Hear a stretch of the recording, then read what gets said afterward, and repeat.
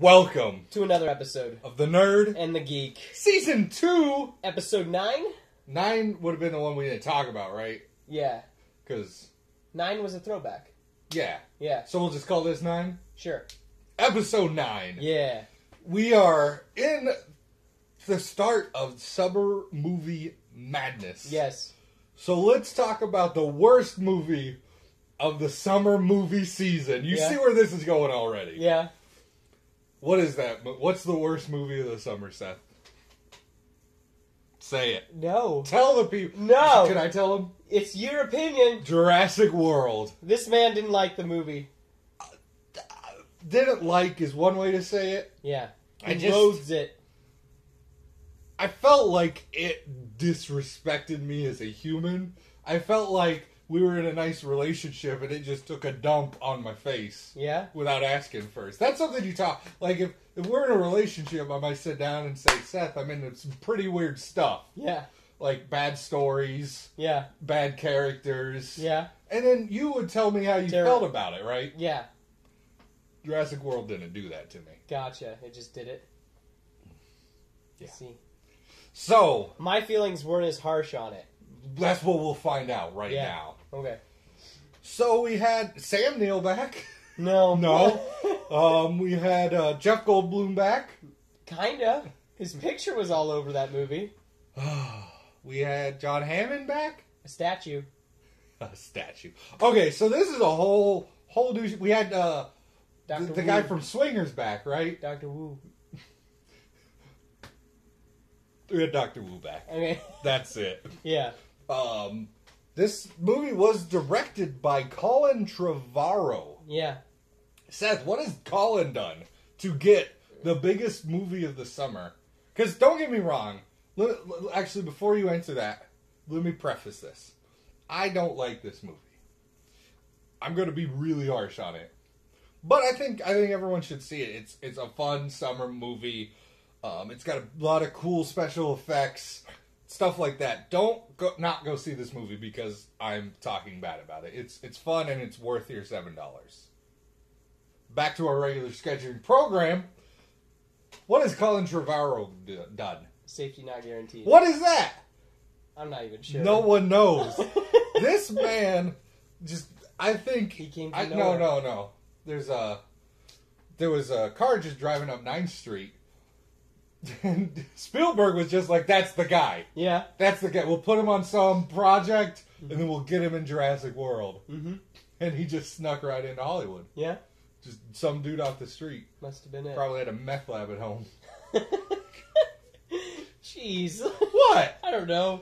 This is really harsh. Okay, so the saving grace of this movie, Chris Pratt. Pratt. Pratt.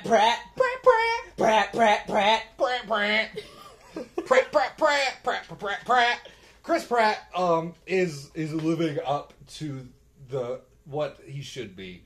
He is up there with Tom Hardy. Who do you put him up there with? Like, for me, it's kind of Tom Hardy, Chris Pratt, Gyllenhaal. Like, our generation's big stars. And he's starting to get up there in a short span with what? You could maybe say Parks and Rec, but that's not going to get you stardom. But, like, Guardians of the Galaxy and this, and Jurassic then talk of Indy. And supposedly he even called that he was going to be in the next Jurassic Park movie. He said that back in, 2009. Something crazy. He was just like, I'm going to be in the next Jurassic Park. Yeah.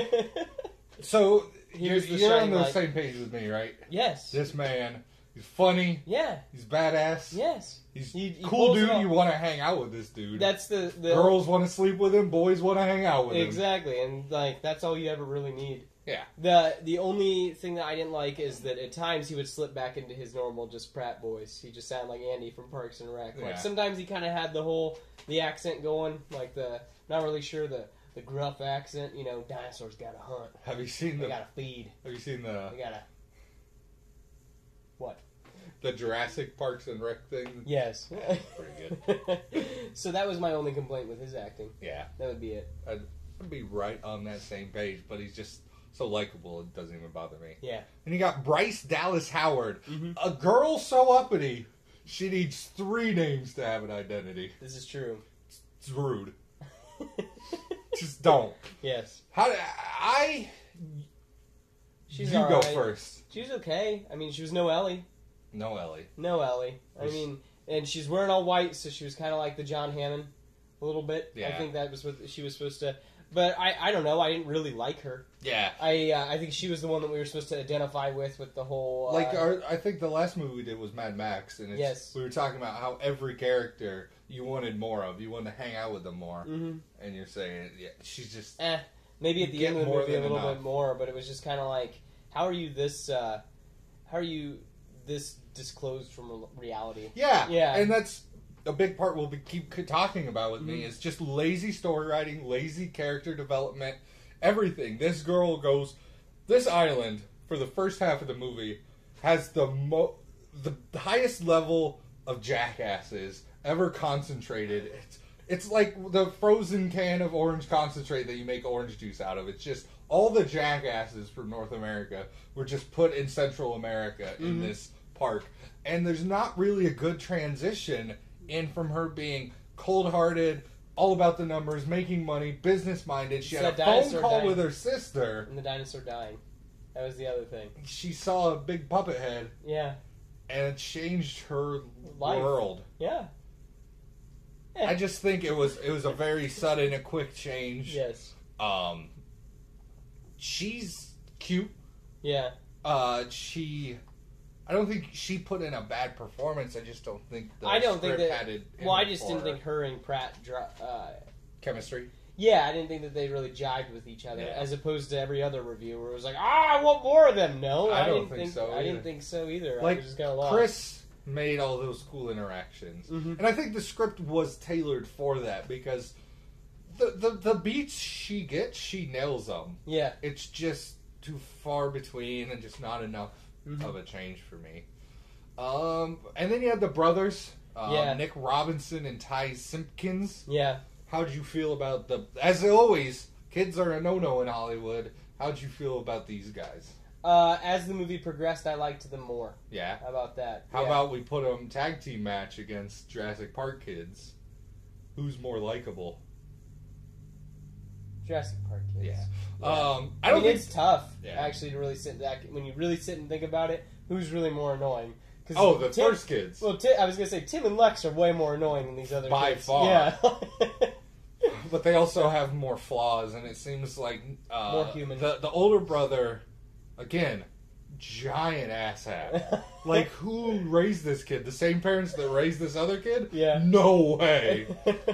I understand it's a teenager and whatever, but this relationship again, this change just kind of hits. Granted, when you almost die, that kind of does. Yeah, but it's before that. It's like on the balls and everything. Yeah. Where don't worry. He saw a Mosasaurus and changed his life. Apparently, just seeing dinosaurs, as in real life, would probably change your life. But these guys, every character, it's a breaking point. We got Mr. Phone It In. Yeah. Mr. Here for a Paycheck. Yeah. We've got the Kingpin. Yeah. Who did awesome on I don't know if you saw any with Kingpin. If you watch any more Daredevil, we're talking about. I'm to episode 5 now. Vincent, I cannot say your last name. D'Onofrio?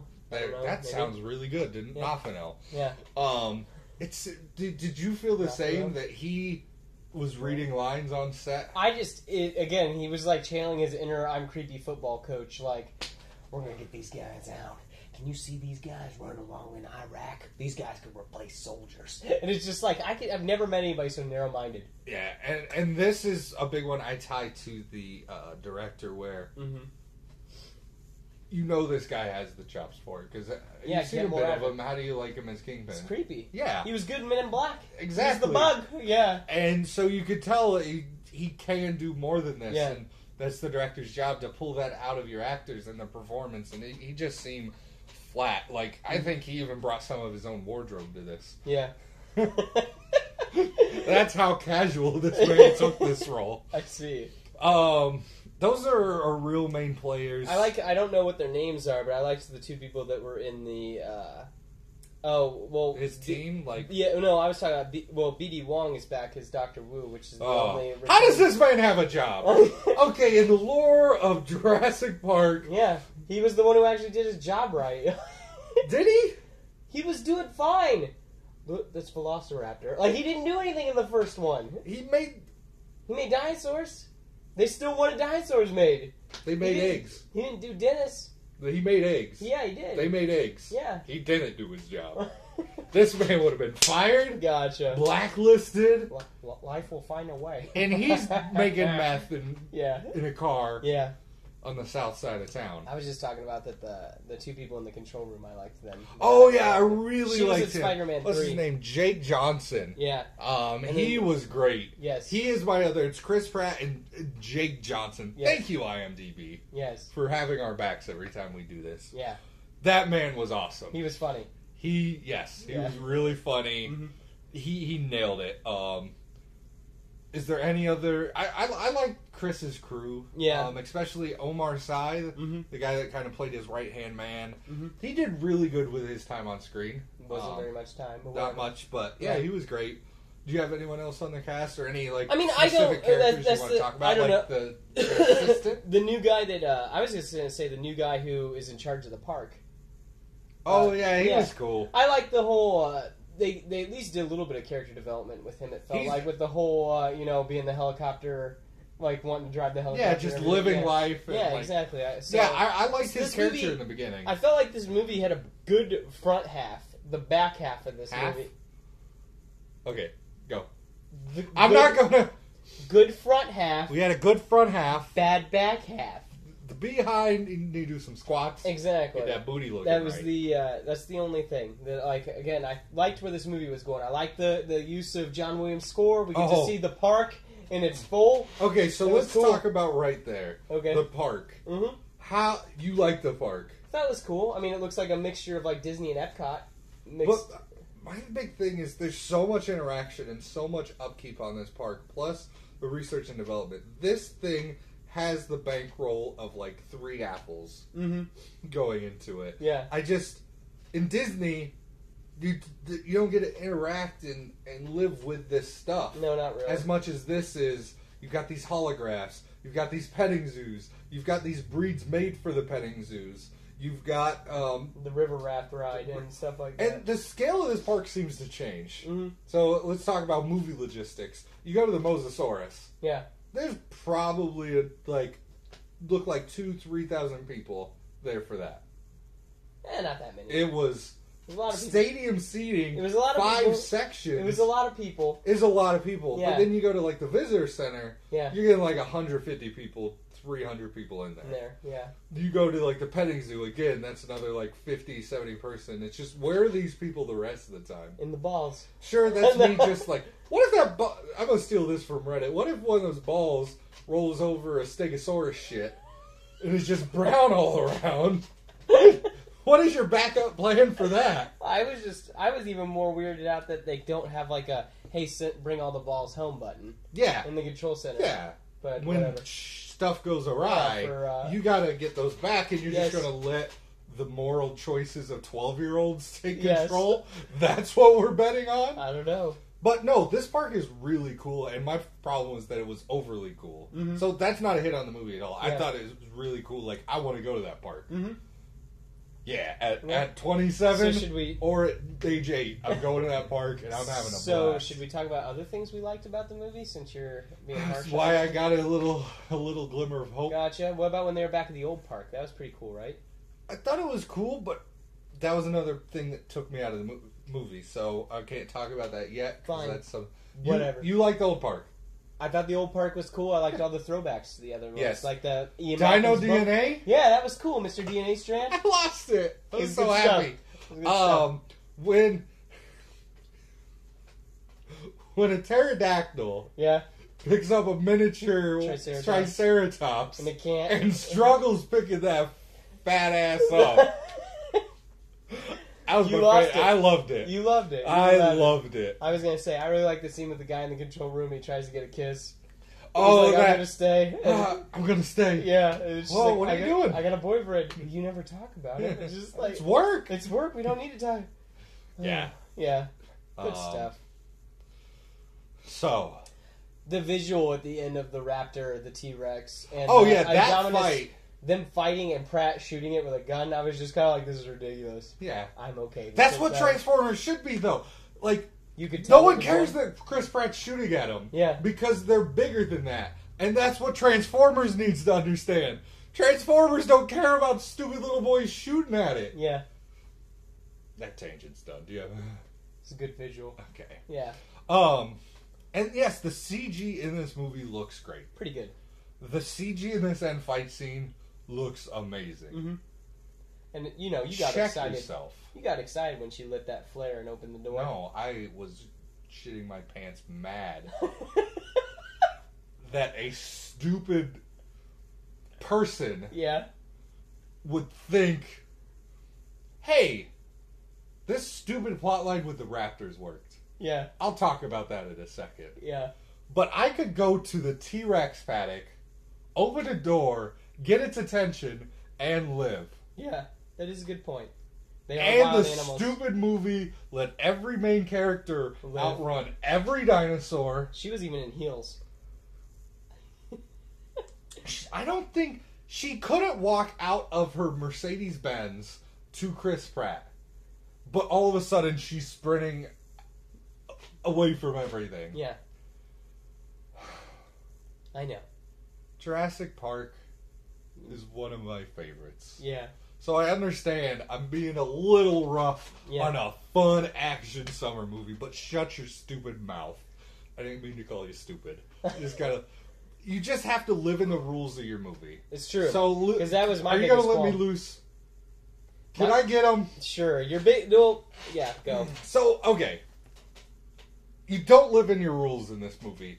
Jurassic World teaches us that even trained animals will attack. Right?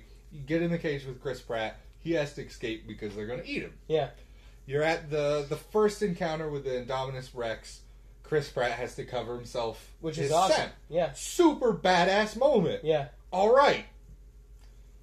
Later on, you're with the Indominus Rex and the Raptors, and you learn that the Raptors will chase Chris Pratt and try to kill him, like he whistles to get their attention to get him to chase him.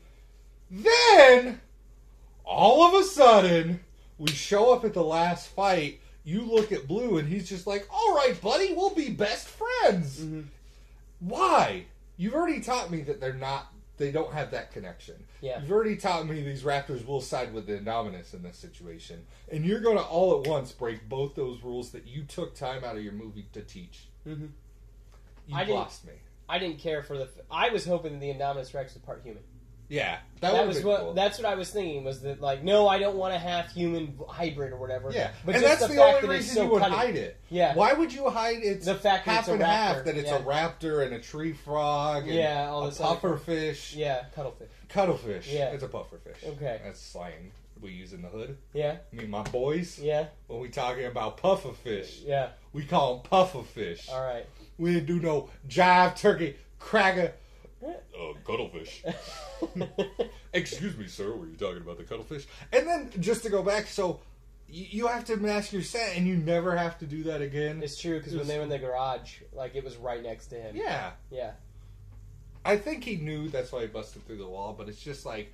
And then the second thing is you could put your main characters in life-threatening danger once or twice to make them badass. But it's just not every 15 minutes that you need to put them in the mouth of a animal that is going to kill stuff. Yeah. And just let them walk away. Mm-hmm. That's just why. What does that do? It oversaturates. If you might like Reese cups, but if you have 40 Reese cups, you're not going to like that 40th Reese cup. Mm-hmm. Right? So I won't talk more about logistics. Like, I know you were annoyed too with the Jeep, and like you get that fixed up. But I will movie that 20-year-old gasoline. Just say, hey, there's no gasoline left in that car. The batteries are going to be shot. Mm-hmm. But let it be it's the moviness of it. Mm-hmm. Why are these pterodactyls so hungry? So vicious. They're not even hungry because they're playing with stuff. Like the assistant, when she gets her death, it's not a animal eating. Mm-hmm. They are playing with her. Mm-hmm. And just why are they so angry against humans with a park which seems to harbor them well? Yeah, harbor them well with like Yeah. Chris Pratt and the Raptors and stuff like Mm-hmm. that. We learn like the Dominus isn't treated right, but Yeah. this seems, we don't know what to do with this huge thing. Mm-hmm. It's just wild to me. But it did make one of the better moments of the movie when the pterodactyls are coming and you get Guy grabbing his 2 margaritas. Like, Yes. this is what's important. Yes. I need my booze. And I won't nitpick the Mosasaurus being everywhere in this park whenever it wants to be. Yeah. But I just the biggest thing to take from this for me is movie set rules, and you have to follow through and come up with a cool, unique way to break your rules. You can't just straight up break them. Yeah. And I enjoyed this movie. I mean, but I'm not going to call it a good movie by any means. I mean, I thought it was fun, though. Yeah. It was definitely better than 3. I don't think it was better than 2. I'm not sure, though.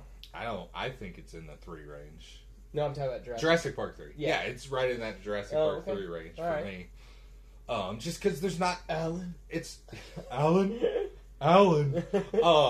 It just doesn't have the characters I want to hang out with. Yeah. And where do you take it from here? Yeah, where do you take it from here? You've got dinosaurs. You got a T-Rex trying to grab a helicopter at the end of the scene. Yeah. It just shows up on the helicopter pad like, where's my ride? Yeah. I say you bring Vince Vaughn back with Chris Pratt. They buddy up. Yeah. And they're taking down this T-Rex. That'd be kind of cool. Except I think that they'll take him to Site B. What's on Site B? That's the... What's on Site B? Exactly. Henry Wu is there with all of his craziness. My Lord. Again, I'm not saying don't watch this movie.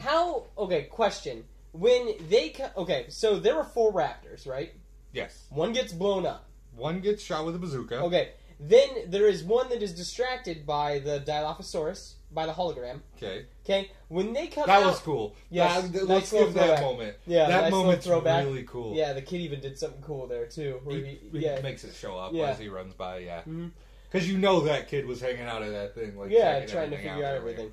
And then I swear, when they come out, there's 3 waiting for them. Yeah? I swear. And I just wanted to know... Maybe he's going to get the other one out of the freezer of the old one. I don't know. I think that's... Oh, yeah, that's my thing. I didn't talk about that. The old park is... As soon as this new park's built, with how high-end it is, that old park's gone. Yeah. I don't believe that would still be on there. Oh, they just let it sit there? So that's my big problem with that. And the other thing that I won't spend too much time on, because I've talked bad about this movie enough, is bad storytelling. And to give the example that I've always been giving, is the parents' divorce. It doesn't do anything for the story. It doesn't affect the characters. It gives you a reason. They just kind of dumped that on there. Yeah, it was just like, oh, here, you feel bad. Yeah. They didn't do anything more with it. Mm-hmm. And like in the beginning, it didn't even make sense when the dad's like, "Oh, it's gonna be their last breakfast together with everyone." Yeah. And at that point in the movie, I was just like, "What's he talking about?" Yeah. And then later on, when they talk about it, I figured it out. But yeah, I don't know. It is a summer movie, but it cut way too many corners for me. Because like, if I compare this to Godzilla, the latest Godzilla, I would rather watch that Godzilla than watch this movie easily. It's just more fun being a dumb movie to watch. Mm-hmm. Okay. Do you like the Indominus? I guess we should touch on that. It's okay. I mean, I think the idea of... but of course they said at the beginning they've been gene splicing since the beginning, but I think... Yeah, and the thing that makes me buy that is they're making the little Triceratops and the pet long neckosauruses. Brontosaurus. I know what they are. Okay. It's cute when you say it that way. Alright. And stuff like that. How'd you feel about... I know Brad kept bringing this up, the raptor faces on the pterodactyls. I just thought it looked ugly. Yeah, I thought it was weird. I didn't understand. I didn't know if that was more gene splicing. I'm sure it was. Yeah. They look like a stupid pelican / It's weird. Yeah. Why do that? Why you do this? Yeah. Strange. You never asked yourself if you should do it. You just did it. You just did it. And that was my problem. I Is call it the rape of the the rape of movies is letting the CG just all over your run movie. wild. Yeah. There's only one puppet that I really caught during this movie. I think their heads too. When they were in the pens. Oh, in the pens. I was thinking about that because they're touching it, but it looks CG. It does. I wonder if it was probably like a prop that they CG'd on and around. Because the CG looked good. It didn't look bad, but it's just, to me, it's just too much CG. Because you could tell when they're sitting around it, no matter if it's perfect, when you're clashing. I don't care if you're made an amazing oil painting and then amazing digital painting. They're gonna mesh a little, or not mesh. Yeah. Clash is the word. Anyway. Because didn't Steven Spielberg even say there's so much practical effects in this movie and blah, blah, They blah? said that there was a lot more than what you would think, but I still didn't see very much. And can we talk about the guy that shot the rocket at the Dominus and missed from 10 feet away? I know. That man's not still employed, is he? I hope If not. he comes back in Jurassic World 2, yeah, he's just like, I got it this time! Guys, I got this! Terrible. So I'll stop complaining about this movie. Still watch it, but don't enjoy it. Yeah. Thank you.